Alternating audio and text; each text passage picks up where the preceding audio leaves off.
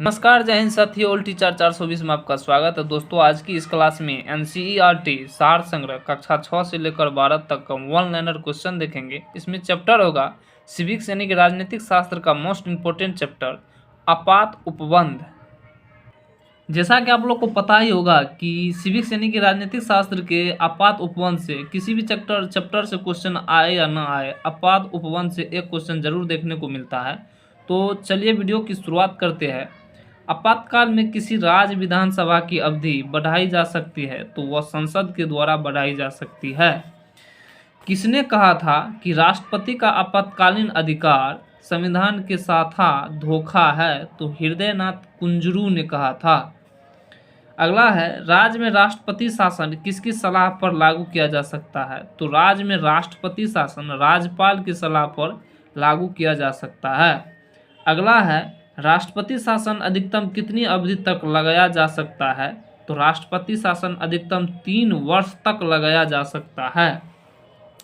चलिए अब तक की गई आपात उद्घोषणा को देखते हैं।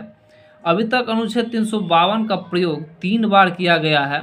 इन तीनों उद्घोषणाओं से संबंधित प्रमुख तथ्य इस प्रकार है। पहली बार 26 अक्टूबर 1962 को आपात की घोषणा की गई। इसका कारण था कि सितंबर 1962 में चीनी ने नेफा नॉर्थ ईस्ट फॉर्चून इमरजेंसी नेफा यानी कि नेफा क्षेत्र पर आक्रमण किया था। इस क्षेत्र को अब अरुणाचल प्रदेश कहा जाता है, यानी कि नेफा को अब अरुणाचल प्रदेश कहा जाता है। आपात की दूसरी उद्घोषणा दिसंबर 1971 को पाकिस्तान द्वारा भारत के विरुद्ध अघोषित युद्ध छेड़ने के कारण की गई थी। यह उद्घोषणा मार्च 1977 तक लागू रही, यानी कि दिसंबर 1971 में लागू हुआ और मार्च 1977 तक लागू रहा। तीसरा है कि आपात की तीसरी उद्घोषणा आंतरिक अशांति के आधार पर यानी कि 25 जून 1975 को की गई। यह उद्घोषणा 21 मार्च 1977 को वापस ले ली गई, यानी कि 25 जून 1975 को लागू हुआ और 21 मार्च 1977 को खत्म कर दिया। अगला है, भारतीय संविधान के अनुच्छेद 352 के अनुसार राष्ट्रीय आपात की घोषणा युद्ध, बाह्य आक्रमण अथवा सशस्त्र विद्रोह के आधार पर की जा सकती है। अगला है, भारतीय संविधान के किस अनुच्छेद के अंतर्गत भारत सरकार का दायित्व है कि वह बाह्य आक्रमण एवं आंतरिक अशांति में से राज्यों की रक्षा करे? तो वह अनुच्छेद 355 के तहत।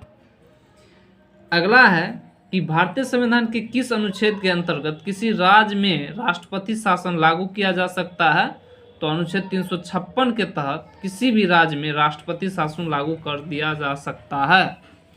अगला है, भारत में वित्तीय आपातकाल की घोषणा अभी तक एक बार भी नहीं हुई है, यानी कि वित्तीय आपातकाल की घोषणा एक बार भी भारत में नहीं की गई है।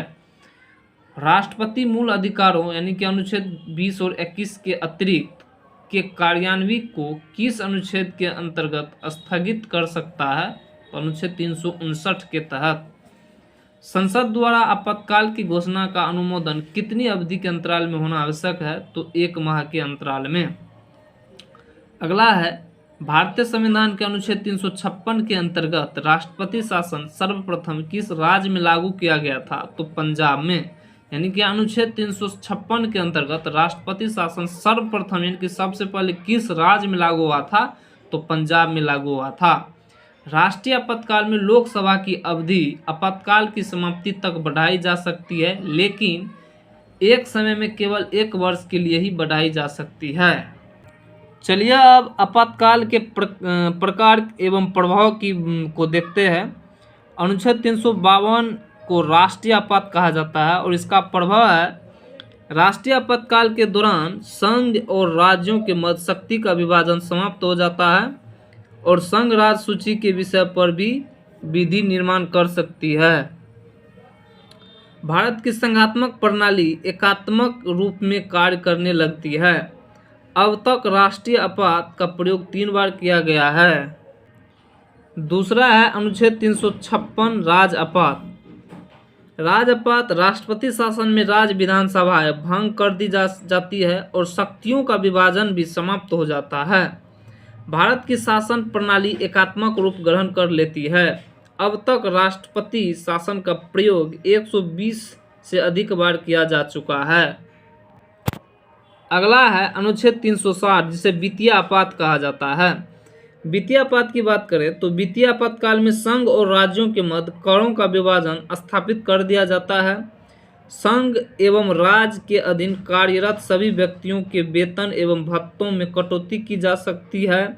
इसके अंतर्गत उच्चतम और उच्च न्यायालय के न्यायाधीश भी शामिल है। वित्तीय आपात का प्रयोग अब तक एक बार भी नहीं किया गया है। मूल संविधान में आपात की उद्घोषणा में सशस्त्र विद्रोह के स्थान पर आंतरिक अशांति का उल्लेख था। इसी तरह के वीडियो को देखने के लिए लाइक, शेयर, सब्सक्राइब जरूर करें।